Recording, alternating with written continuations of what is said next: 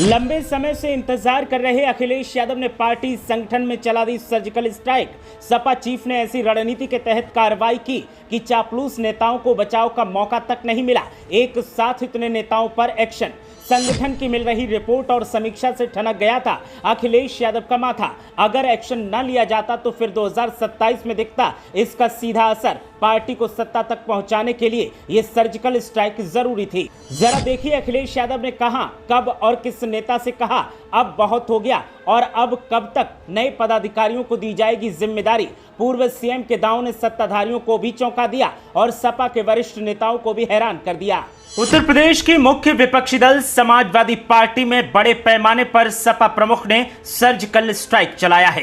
चापलूस नेताओं को अखिलेश यादव ने साफ तौर पर कह दिया कि भैया अब तुमसे नहीं हो पाएगा और सीधा सीधा एक्शन अखिलेश यादव ने ले लिया है। अखिलेश यादव ने 2027 विधानसभा चुनावों से पहले समाजवादी पार्टी में बड़े पैमाने पर सर्जिकल स्ट्राइक चलाते हुए जिला इकाइयों को भंग कर दिया, फ्रंटल संगठनों को भंग कर दिया और तमाम नेताओं को उनके पदों से मुक्त कर दिया है। और साफ तौर पर अब पार्टी की ओवरहॉलिंग का काम शुरू हो जाएगा। पार्टी को रिवाइव करने की अब तैयारी चल रही है। समाजवादी पार्टी के प्रमुख अखिलेश यादव पिछले 7-8 महीनों से लगातार पार्टी के संगठन की समीक्षा कर रहे थे, फ्रंटल संगठनों को देख रहे थे और खास तौर पर चापलूस नेता उनके निशाने पर थे।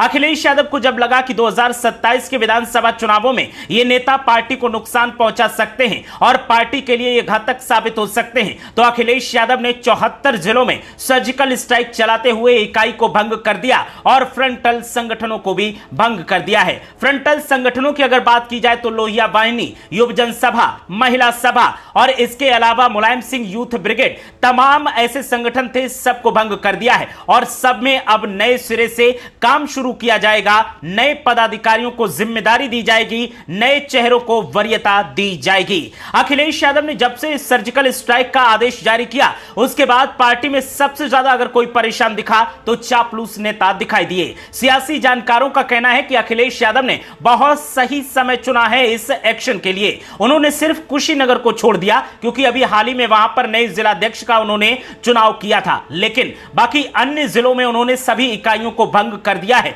और नए सिरे से नए नए चेहरों को जिम्मेदारी वोट बैंक के आधार पर, सियासी समीकरण के आधार पर देने की प्लानिंग तैयार की है। अखिलेश यादव की यह रणनीति काफी लंबे अरसे से चली आ रही थी। वो लंबे अरसे से तैयारी कर रहे थे, लेकिन पार्टी में किसी को उन्होंने भनक तक नहीं लगने दी, खासकर उन नेताओं को जो सिफारिशी लाल थे, जो सिफारिश लेकर पार्टी में बड़े पदों पर बैठे थे और कोई काम नहीं कर रहे थे, निष्क्रिय पड़े हुए थे। अखिलेश यादव ने लोकसभा चुनाव के बाद ही साफ संकेत दे दिया था कि पार्टी में जो काम करेगा अब उसे ही पद मिलेगा। जो बिना काम किए चापलूसी के जरिए काम चलाना चाहता है अब उसे पार्टी ढोने का काम नहीं करेगी। पार्टी अब नए सिरे से तैयारी कर रही है और पार्टी को जनता ने इतना बड़ा बहुमत दिया है तो अब पार्टी इस बहुमत को खोना नहीं चाहती और इसीलिए अखिलेश यादव फ्रंटल संगठनों और पार्टी के संगठन में लगातार नजर बनाए हुए थे और लगातार पार्टी दफ्तर पहुंचकर समीक्षा बैठक करते थे और सभी रिपोर्ट्स को हासिल करते थे और उनकी समीक्षा करते हुए, अध्ययन करते हुए उन्होंने इस फैसले पर अमल किया है। अखिलेश यादव ने एक्शन तो बाद में लिया है, लेकिन 3 महीने पहले से अखिलेश यादव लगातार पार्टी दफ्तर में पहुंचकर कई राउंड की बैठक कर चुके थे।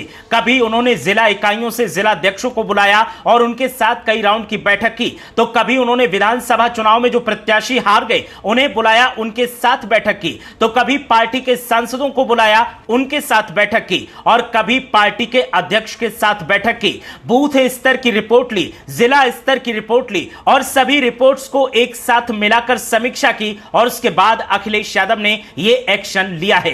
अखिलेश यादव साफ तौर पर समझ चुके हैं कि अगर 2027 का विधानसभा चुनाव जीतना है तो फिर समाजवादी पार्टी को नए सिरे से ताकत देनी होगी, नए सिरे से नेताओं को साथ जोड़ना होगा और सियासी समीकरणों को ध्यान में रखते हुए नेताओं को पद देना होगा। और इन सब चीजों को समझने के बाद, इन पहलुओं की गहराई को समझने के बाद अखिलेश यादव ने अब यह फैसला लिया है और 74 जिलों की सभी जिला इकाइयों को, फ्रंटल संगठनों को भंग करते हुए नए नए सिरे से इनमें नई नियुक्तियां देने की कवायद शुरू करने के संकेत दिए हैं। अखिलेश यादव जब ये तैयारी कर रहे थे और जब समीक्षा बैठकें कर रहे थे तो उन्होंने ये किसी को भनक तक नहीं लगने दी कि पार्टी में क्या होने वाला है और पार्टी के हित में अखिलेश यादव क्या फैसला लेने वाले हैं। अखिलेश यादव ने बड़े ही गुपचुप तरीके से यह तैयारी की और बड़े ही गुपचुप तरीके से बैठक में सभी चीजों को परखा और सभी चीजों को उगलवाने की नेताओं से कोशिश की। और जब उन्हें नेताओं के मुंह से पता चला कि पार्टी में कहां पर कमी है, कहां पर पार्टी कमजोर हो रही है,